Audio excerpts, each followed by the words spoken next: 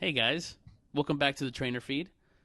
We are your hosts. My name is David Bravo. We have Angel Sanchez. Yo. We have Jacques Delajure. Yes, everybody. And here, we're about to get it done. We always, long day. We here in the afternoon chilling. But I did want to start off this episode with basically just saying how we want to thank everybody that's been listening to our podcast and watching our videos. We've seen a little bit of an uptick in some of the views, and we thank you for that. If there's any questions or any concerns or you have any ideas, just shoot it our way. We'll definitely try to make it happen. How are you guys doing? Doing well. Pretty good. Nice. Pretty Where's good. No Alfie, Jacques? complaints. You don't He's bring right Alfie to here. the He's podcast sleeping. anymore. You embarrassed? That's your Just him? chest. Sleeping in Well, he don't bed. even care. He's like, he's like, nah, no paparazzi. He's like, no filming, no cameras. What's the Yeah. topic for today? So today we're going to be talking about rest times. So I'll be giving you guys some of my strategies for rest time and what I found that has helped me in my experience as a trainer and also my experience as a weightlifter. When it comes to time and rest, you have this big. Well, first of all, there's this big misconception. I believe that if you're not gasping for air at the end of a set or a workout, then you're not having a good workout. I think that's a very big misconception, and it does lead to a lot of issues, I think, for a lot of people. Um, Not saying that you're if you just go work out and you're just like completely fine. You do want to challenge yourself. You do want to be able to give your body that external stimulus to actually produce change. Um, but when it comes to rest times, and in my field of I don't want to say specialty, but in what I do, weightlifting, rest times are very important in terms of getting your body to be at 100% to get to lift again, to lift at a very sub maximal weight, but relatively heavy, from 90% of your one rep max. And you have kind of like, what is it, like two or three schools of thought when it comes to rest times. Like the first rest would be like from 0 to 30 seconds, right? And if you're like doing like a Tabata, right, or Jacques, you're better at the Tabata stuff than me, but I think it's like what 10 seconds rest when 20. it 20 comes to seconds like of 20 on, what? 10 20 seconds of 20 on. seconds. Okay, rest. yeah, there Yeah. you go. So you have that Basically. type of rest. Then you have the other rest, which is like up to 45 seconds to a minute, which I think is more into the hypertrophy zone or whatever it is that you want to call it. And then you have a minute to 3 minutes max, and that's kind of like the realm of powerlifting and just general strength training. In my experience, when I've been working out and I'm doing sets of five or heavy sets of three, then giving yourself 2 minutes, 2.5 minutes of rest is very important because you want to give your body the same amount of rest to get back to as close to 100% as you can to lift that heavy weight, right? Um, and I think it's very important because you don't want to get hurt. That's the biggest thing when you have a lot of these fitness fads where it's like you just go go go go go. You're lifting something at 85 to 90% of your one rep max, but the goal is to do it as fast as you can, which I completely blows my mind. I think it's dumb, but I think a lot of a lot is important in terms of getting your body ready, getting your body warmed up. So, what are your thoughts in terms of what your rest times would be in terms of how you train people, depending on their goals, of course. I'll take the first leap of faith. And I'll talk about a little bit what I do with most of my clients. Generally speaking, I give them about a minute. Even with Some your marathon training and like running stuff, like how would you do that too? Yeah, so that might be a little bit different. It is case dependent. So a large part of it is um, figuring out what the goal is and then trying to extrapolate whether it's more endurance based, if it's more hypertrophy based, and if it's more strength or power based.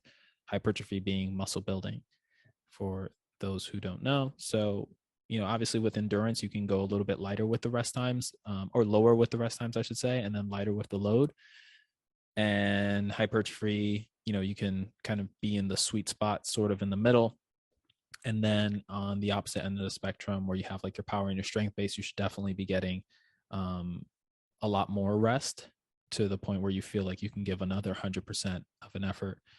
it becomes a little bit tricky to do power based, in my experience, power based and strength based work with clients, personal training clients, just because it takes so much time. And then a large portion of the workout is dedicated to like one or two lifts. And that's it. Like no accessory work, no, trying to, you know, throw some, I don't know, spice it up a little bit. It's just like rest, like take a chill pill, sit down if you need to, try not to lie down, things like that. So in my experience, most of the clients are doing 1 minute, but in the endurance based stuff, that can always change depending on what we're trying to do. So I know I spoke a little bit about heart rate recovery last time, and sometimes when you bump up the intensity and you need them to be able to recover a little bit faster, you got to do some of that Tabata work, and that has implications that can strengthen up the heart, myocardial hypertrophy. It can grow the heart, then it can pump more blood with each beat. So there has been some work on in that spectrum to playing around with that. But then even after that's said and done, just having a bigger rest after the work sets are finished helps with the recovery. So like just playing around doing, like, let's say if you're doing Tabata, you can't do Tabata for an hour. I know there are some athletes out there, like, try it. There are group classes that are Tabata 45 minutes. Yeah, but they're also like, I think we spoke a little bit about this before, but they're high intensity steady state, or HISS. So it's not what it looks like on Instagram, and it's not what it looks like when you pass by the class. You might be seeing the bouts going on. You're just like, how the hell is it happening?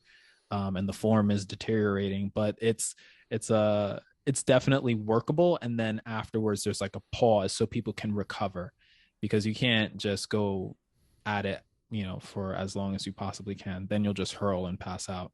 It's also with different loads. I think that's something to take in mind when you do some of those exercises. If you're doing rows and you're doing, say, a bent over row with a hand on a bench, we could, let's say we all did it at 50, 60 pounds, just an example. You're probably not doing any exercises in class with that kind of weight, because your as you mentioned, heart rate is elevated. There's little to no recovery time. If you did those rows by themselves as strength work, say on a Monday, you're probably giving yourself, as you mentioned, Angel, with clients, between 30 seconds and 30 to 90 seconds recovery. Whereas group, if in a class it's HISS, it's likely you do between, if it's timed, anywhere between 5 and 10 reps, 5 and 10, 15 reps, but it's lighter loads paired of other exercises. It's a different stress. So it's fair to just assume those other variables, because we mentioned rest is affected, then load and workload is also varied. So I think that's something that people can sometimes, as you mentioned, you see it from a class and you think, damn, they're going at it, and you don't know how much they're lifting, and you don't know if they just had a rest. You don't know, so it's just kind of hard to assume. Yeah, once you get in there, I feel like you'll have a better pulse as to what they're doing and what the work rest ratios look like. But I like, even the music is damn, I had the word at the tip of my tongue. What's the name of the word when you're like psyching somebody out? Pumping up. No. You There you even the go. music. So the music is like crazy loud, right? And it gives you the false perception that the class is wild and crazy too. But if the music was taken out of it, you might see the class and be like, oh, okay, maybe that's not that crazy. Also, the sound of like 40 people or 20 people dropping dumbbells at the same time makes it sound like, oh my God, everybody's lifting as much as they can. But it's the everything happening in unison gives you the false perception that's happening. Similar to like when you YouTube, alien videos, and then they play the do do do do do do do, and you're like, oh my God, I believe it. Right? So it's giving you that false illusion of something happening. But I was also going to piggyback off like some previous thought that damn, I lost my train of thought. Too much caffeine. I'll circle back though. Kind of rabbit hole. This is the alien, the UFO things. I do believe. I do believe. I remember what it was. when you're training your clients and you're doing some of these power-based things that might be only 1 or 2 movement patterns and have a larger rest time, just being able to let them know that that's what's going to happen if that's their goal, right? So if their goal is to get stronger and you want to see real numbers being put on the board, then telling them this is what it's going to entail and this is what it's going to look like. I think David does a good job with his clients in letting them know that this is what they're signing up for, because you might see other trainers and other clients do stuff and you're like, how come they're doing 15 exercises and we're only doing 3, right? They're doing 5 times the exercises. I'm like, because that's what you want. Right. But I think David does a good job at letting the clients know that this is what it's going to be like before they go out there, because you don't want them to be disappointed or feel like your sessions were misrepresented. The other timer on, put a 2-minute timer. Timers help, but sometimes people get caught in conversation and they get a little bit, Nah, then I'm like, hold that thought, go lift. Yeah.